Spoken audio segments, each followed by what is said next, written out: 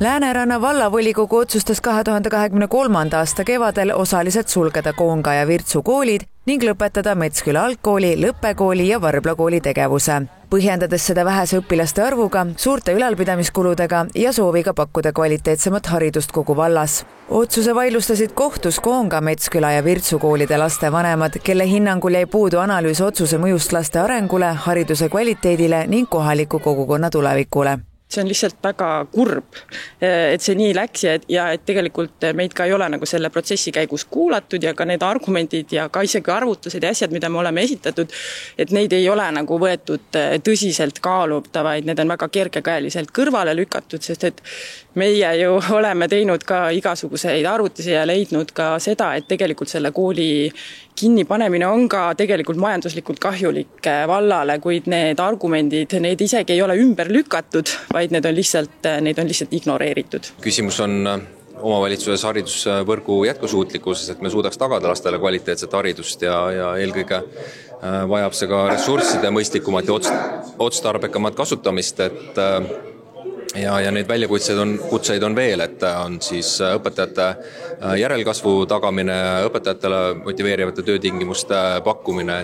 Lapsevanemad tunnevad, et vald ei käitunud laste ja lastevanemate osas õiguspäraselt. Nende sõnul ei kutsutud neid otsuste juures kunagi kohtumistele ning ei toimunud sisulist kaasamist, kuigi nad seda korduvalt soovisid. Kohtutee on olnud pikk ning vaimselt rusuv ja selle aja sees on lapsevanemate sõnul vaja olnud tuua ohvreid. Praegu on Metsküla kool endiselt toimib, kuid erarahadel. Meil küll läks väga hästi selles mõttes, et me oleme suutnud oma kooli säilitada vaatamata sellele, mis need otsused olid, kuid see on tulnud väga nagu ränga hinnaga selles mõttes, et ma võib-olla tooksin isegi sisse kõige rohkem selle niisuguse emotsionaalse aspekti, et kui kurnav see on olnud meie kogukonnale, et see ja kui raske see on võib-olla jätkuvalt, sellepärast et jätkuvalt me ju tegelikult käib see kohtulahing, nüüd me peame oma kooli. Volikogu jääb aga enda otsuses kindlaks ning nende sõnul on nad otsustanud just tõsta Lääneranna haridusvõrgu kvaliteeti, rajades lastele kaasaegsed tingimused ning panustades õpetajate töötasudesse.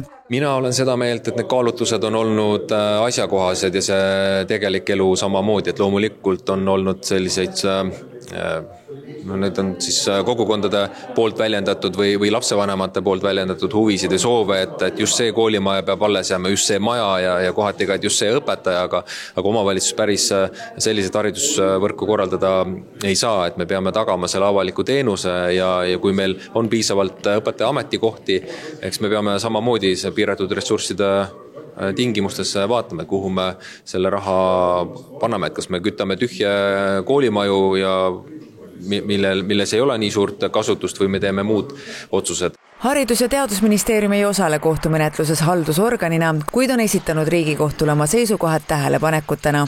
Riigikohus teeb oma otsuse paari kuu jooksul.